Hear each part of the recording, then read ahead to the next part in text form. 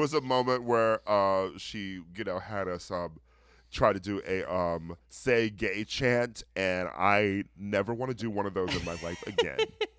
Wow, was she secretly Deborah Messing? Who was doing this? Patricia Arquette, is that you? Welcome to Keep It, Cricket Media's show about pop culture and politics and what happens when they smack into each other at an alarming speed. I'm your host, Ira Madison III, a television writer and Fall Out Boy fan. I'm Louis Fertel. I'm a TV writer and Jane Fonda historian. And I'm Aida Osman. I'm a TV writer and alleged comedian. Let's get into it.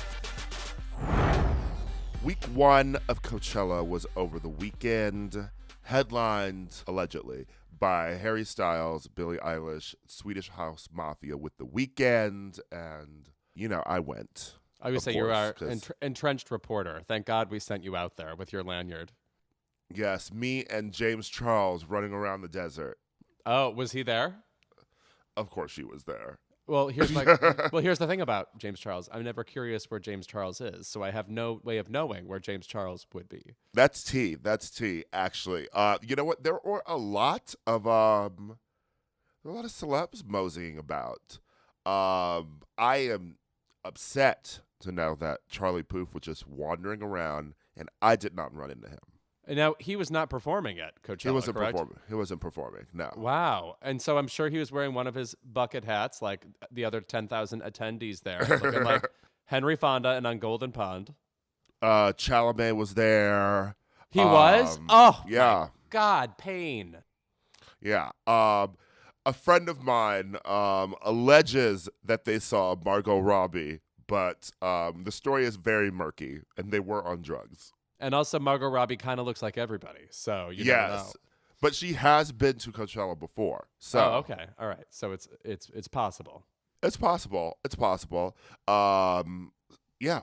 So let's get into this program. Which I assume this means you watched a ton of music. Actually, like you. I watched a shit ton of music. Yeah. I mean that's sort of why I always love going.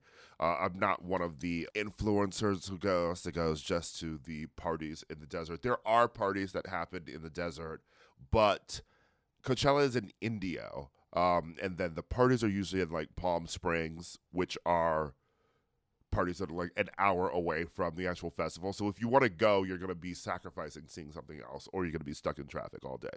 So a lot of people show up to just go to the parties and not actually go to the festival. No, I want to say that the party aspect sounds attractive to me, but I enjoy off-season Palm Springs so much more. Like I love the luxuriating in a mid-century. You want to feel like the cast of Bewitched was recently just hanging out around you. That's what I love about Palm Springs. Not like we're all dressed like we're in a Kesha video and everybody's 23. Well, I mean, speaking of, there was a Rhonda the weekend of Coachella. Oh, Rhonda is a big gay party here in LA, which yeah, it feels like we have the same. There's like 4 branded gay parties in LA, and there's one of them every weekend. So if you have quote unquote FOMO for one, it's ridiculous because a synonymous party is going to be the next weekend. Anyway, Rhonda is one of them. But this one was for Palm Springs attendees, and then of course a bunch of people drove down from LA just to go to it. Okay, great. So they weren't interested in the artistry of Swedish House Mafia. So listen, they're dead to us. Yeah. Gays are the sisterhood of traveling parties. So, but if we get into just sort of what I saw, let's first talk about the headliners. Okay. Harry Styles, Billie Eilish weren't giving. I'm sorry. Weren't giving. They weren't giving. I mean, Billie did her thing, and people are divided on whether or not she was it. The stands really loved her. I've seen her before, and I thought her previous Coachella set, which had some cakes in it, was slightly better for me. It was weird too because she ended her set with just shouting out to the audience, "Thank you, sorry I'm not Beyonce," and it's like, okay, whoa, girl, I'm like over this self-deprecating thing. Also, by the way, it's just like the wrong note to end a performance on. Now I'm thinking about your self-consciousness as opposed to the music. Also, it's like, girl, people are effing rolling. Just go with it, okay? People are looking at the sky. Their pupils are giant rhombuses. Well, not her teen fans. I mean, if teenagers make it out to Coachella, I'm thinking about the movie 13 right now. I'm turning into Holly Hunter. I'm wearing my bootcut jeans and I'm pulling my kids into juvie. The thing about Coachella is that you go there for like to have basically a party in the desert, you know? And then I think that when you have performances like a Harry and a Billie after that aren't really uplifting, it sort of takes you down a bit. The highlight of Billie's set for me was actually Damon Albarn showed up from Blur and the Gorillaz. And you can also hear on the live stream that happened, because Coachella's always live streamed every year as well. Phineas muttering, we're going to get sued by Taylor Swift for this. Right, because Damon and Taylor Swift had that little back and forth when I forget what Damon said about her that got in the LA. That she doesn't write her own music. Right. Then he said that like Phineas and Billie were like amazing songwriters. Right. Billie did do my favorite song of hers from the most recent album, which is Oxytocin. Though my verdict on I loved it. Yeah, that's a great song.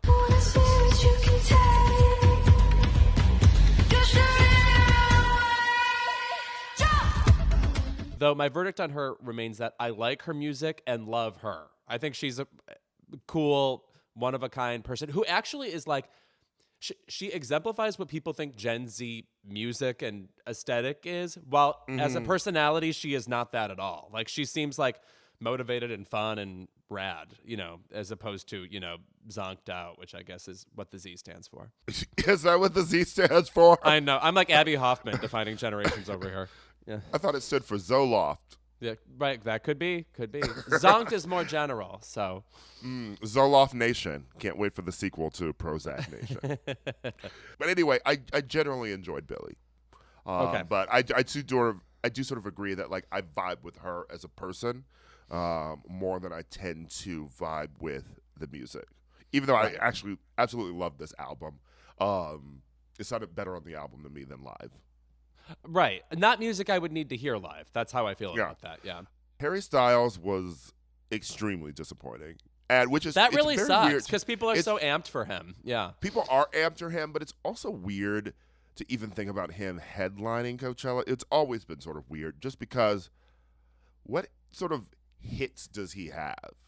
Right. That Sign of the Times song, like, is he going to pull that? I mean, also, does he dip into One Direction or no? We got That's What Makes You Beautiful, and that's it. And I feel like, you know, sort of Beyonce, right? You know, like she, first of all, had more albums than Harry when she hit the Coachella stage.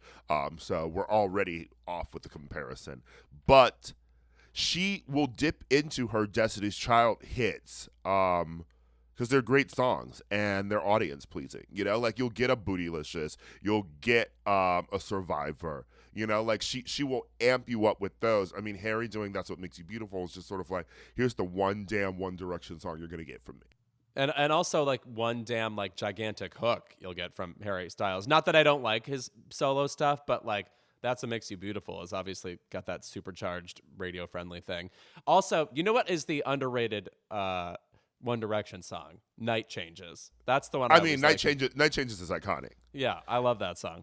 I'm also partial to Kiss You. Oh yeah. Oh, I haven't heard that song in ages. Actually, I haven't heard any of their songs in ages. It's always weird. I know I've talked about this on the show. The sensation of when music is inescapable for a long time and then you don't hear it for years and years. Again, it's like if you heard if you heard Bodak Yellow right now, you'd be like, whoa, it's been 4 years since I've heard that, or how long it's been. But it used to be every song on the radio.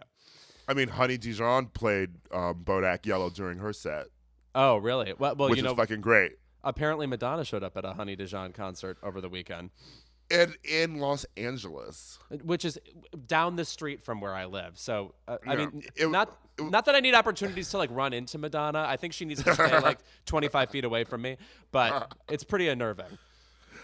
It was at this club called Sound. And side note, apparently the gays were upset with this party.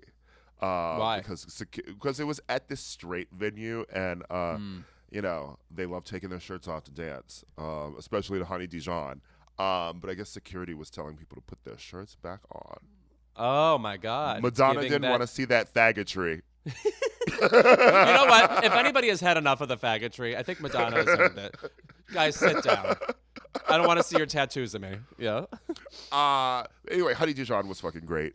She sort of closed out the festival and was opposite The Weeknd and Swedish House Mafia. I opted for that, for like a fun dance party, over seeing The Weeknd, because I've seen The Weeknd live before, and I prefer listening to the music rather than seeing it live. Swedish House Mafia I saw a bit of, and they were fantastic. Did you get to see Carly Rae Jepsen? I did see Carly Rae Jepsen. Carly Rae Jepsen was fucking amazing. And so here's my thing about Harry, too. That's exactly what I needed to hear, because I've been worried for her in this new era. I wanted to know if she played any of the new songs. No, she was amazing. Yeah. She was amazing. She played the new song, produced by Rostam. It's a great song, and she seems like she's still the same Carly Rae Jepsen that we've always been into. And that's my thing about her and some of the other people who performed. There were plenty of performances from people who were more lively, more engaging than the headliners. Harry Styles was a very disappointing headliner because, one, like I said, he didn't give us a moment of crowd-pleasing songs with some One Direction hits, which is like, that's the whole point of Coachella, you know? It's like a big mainstream event, and it's sort of like drawing people in with your sort of your history, you know? And Shania Twain showed up during his set to do Man, I Feel Like a Woman, and then sing The One with him, and she was the most exciting part of his set. Oh, well, I mean, that's somebody who has headlined just fucking football stadiums, so I'm sure she was a star ready for that. Not that he hasn't, but like she's been doing it for 100 years. So you ever just listen to a Shania Twain album? The way those would be engineered were like she would put out one album and it was supposed to put out hits for like 7 years or something. So it's just it's overwhelmingly banger oriented. And I mean, every young straight man in the audience knew those Shania songs too. Oh yeah, those were inescapable songs when they came out. I watched the That Don't Impress Me Much video recently, and what's shocking about it, I mean, other than the leopard or cheetah outfit, whatever it is, she is really washed out in that video. It's like bright white light on her face all the time, and yet no one has ever looked better. It looks like someone took a picture poorly of somebody, and yet she looks amazing. It's a Michael Jackson video. Yes, right. No. You know what? Yes. Yes. Before Harry was, I'll get back to our pop girls like Carly Rae Jepsen, Rita Sawayama, Kim Petras. But so before Harry, Big Sean played. Big Sean was fucking fantastic.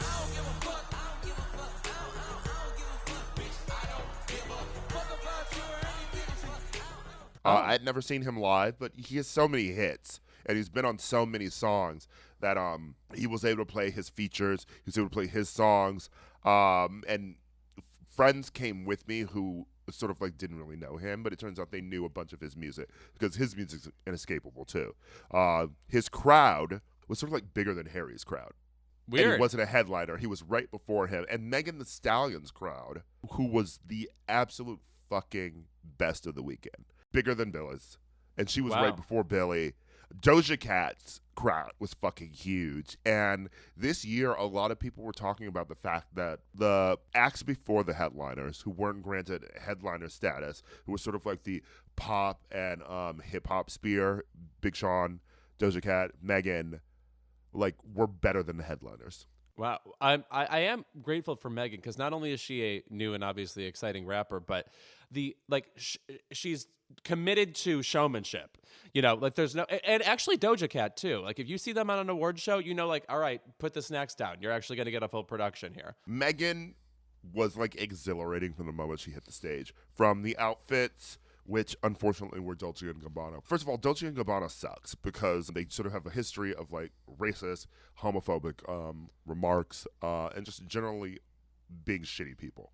Yeah, it'll be right on Instagram. You can read the remarks, and then of course they've been to jail for their bizarre business dealings. They are really sort of going hard with dressing like black celebrities right now, because black people have generally been shut out of the fashion industry.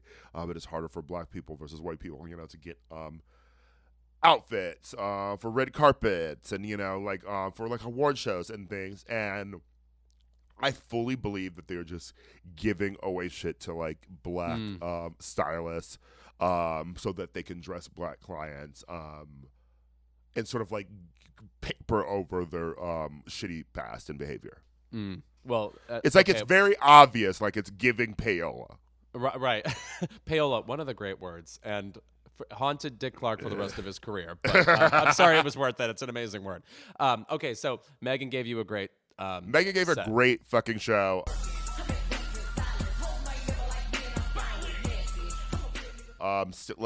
Everyone I talked to was just sort of like, that's the best of the weekend. And Coachella can sort of be hard if you're like around a group of people in the crowd who sort of like aren't on the same level as you. But thankfully, I was around people who like knew all her lyrics, were very excited to see her. Unfortunately, Doja Cat wasn't as amazing, and this is when you get into the disconnect between the streaming versus the live production. Everyone who saw Doja Cat on the stream saw a fucking amazing show.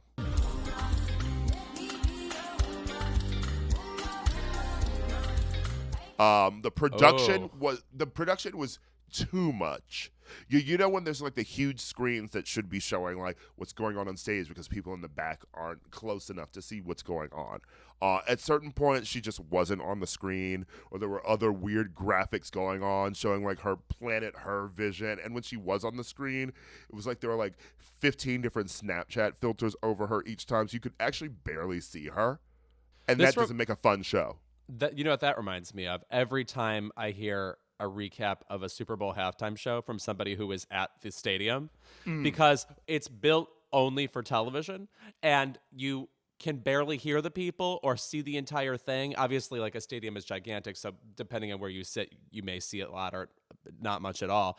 But I remember one friend of mine was at, was it Beyonce? No, it was Madonna's, and which was like kind of which was built for television and looked generally great on TV. And he said that he felt bad for her watching in the stadium, like no one was reacting or knowing what was happening. You know, it's oriented specifically for cameras. Damn, so you mean people didn't even see Janet's titty in the stadium? Maybe could have been. They didn't even see MIA's finger.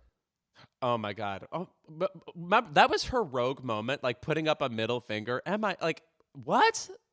She was barred from coming back into the U.S. for years. No, it's like a middle finger. It's like that's something. That's something Kid Rock does. I don't know. It's such a strange moment from her. Maybe so Madonna told her to do it. That could have been anyway. So the gay pop girls, Carly Rae, iconic. Right. Rina Sawayama was amazing. Friend I of adore Keep her. It. Yes. I adore her. She is very into her emotions. And like is a very nice person. As a German, I think that's pathetic. Yeah. There was a moment where she, had us try to do a say gay chant, and I never want to do one of those in my life again. Wow. Was she secretly Deborah Messing? Who was doing this? Patricia Arquette? Is that you? I get the sentiment. Don't Say Gay really hit the 50 to 60 actress crowd hard. Yeah. I get the sentiment, but I don't think it's helpful, and it feels weird saying it. Right. Also, it's just like we're just out here living, being gay. I don't need to make a rally for the rest of you guys to get behind whatever the fuck it is I'm doing with my life. No. Kim Petras started out with the entire Slut Pop EP, and that was great. Have we had a moment to discuss the Slut Pop EP? I don't know if uniformly it's amazing, which feels like a read considering it's like 14 minutes, but. There are some real funny songs and fucking good songs on it, namely Throat Goat, which, if you're familiar with the Wikipedia of Nancy Reagan, you'll know what that's all about. And then XXX, that is the song. Perfect. I love that. Perfect. You put that on any party, I'm having a good time. Unfortunately, she had a lot of technical difficulties, and so... She has a lot of technical difficulties getting out of the chart, so I'm not surprised. The second half was a bit of a struggle. With mics and shit like that. She didn't get to do Coconuts or even Malibu. And because let me tell you, the Coachella set is like the Apollo. When your time is up, They pull you off that Shuffle stage. along. Did she at least get to do Heart to Break, which it truly is baffling to me that did not chart. I mean, one of the great pop hooks of the past however many years, 10 years, I'll say. She did, but she did a remix of Heart to Break, and I don't want it at all that I was not here for. Anyway, I had a pretty good time at Coachella. I will say that this year was uniformly disorganized. It was sort of like, 2 years off because of the pandemic. It seemed like the traffic situation is just sort of a mess. The cell phone service situation is a mess. Like they've had 20 fucking years to figure that out, Wow. And it was felt very slapped together this year. I mean, normally they drop even the schedule of like when people are performing, like a couple of days before. They dropped it like less than 24 hours before the actual festival happened. Like people are driving to the desert, like checking their phones, like when the fuck is the schedule dropping? I would almost send you back for the second weekend just to round up more celebs walking around, because there will be none. There will be none. You think it's a first weekend thing? The celebs and the gays, the influencers are all first weekend. All I know is one time years ago, I went with a friend to Chateau Marmont. I forget the occasion, but that's if you don't live in LA, that sounds like, oh, you got to go to Chateau Marmont. But no, it happens from time to time. Everybody goes there. And they have bad salads. Many problems. But anyway, I saw fucking Diane Keaton there once, and then it occurred to me, you know what? Diane Keaton's got to do something. So it's like there's opportunities where celebrities may be somewhere. You know what? You probably will see a whole bunch. Yeah. I will also say shout out to the Avalanches, who are this Australian music duo who were fucking amazing. I wasn't expecting the live show that I got, and I thought it was great. That's sort of what I love about Coachella, when you just can sort of, you're into an artist and you go and check them out, and they sort of surprise you in ways you didn't expect. Disclosure was great as usual. Black Coffee was great. Did you see Danny Elfman? I did not see Danny Elfman, because, unfortunately. Apparently but he was the sleigh. Yeah. I did hear that he mashed up the Simpsons theme song with the Desperate Housewives theme song. Come on. Which is a gay dream. Right. Also, he could have just closed out his set by being like, and here's my wife, Bridget Fonda, and then pointed at her, and then everybody would have been screaming and crying and rolling all over again. Bridget Fonda. Do you think that would have happened, Lewis? If I'm running Coachella, that's in the contract. Single white faggot's going to be drawing you up a contract. Lastly, Maggie Rogers, great as usual. I love her new dykey haircut. A few people have those right now. Florence Pugh talking about you. Yeah, it's like it's giving like 90s chic. Oh, sure. Like the short pixie haircut is coming back again with just like a wife beater. Someone should be showing up to Coachella in Lilith Fair garb. I mean, that's just how life should be. Purple Disco Machine, fantastic as usual, and the City Girls. The City Girls were amazing. So, and I will just say that JT and Carisha are so fucking funny, because they clearly, like a 40-minute set for them is a lot. Just be like thrust into this without, a ton of like live shows under their belt. But they're just so funny and have great personalities that like you don't mind when JT's like, I'm gonna need y'all to sing this one for me because I'm tired. Oh, you know what? We need to keep like a personality index of just new celebrities who actually have interesting personalities, because it's just not a requirement anymore. We're in the Dua Lipa universe where you can just sort of fall asleep in front of us and we love it. So let's keep track. Like Doja Cat. Good. We need more of that. Yeah, more of that. Less narcolebrities. Yes. Oh wow. Oh my. Do you write for EW? Wow.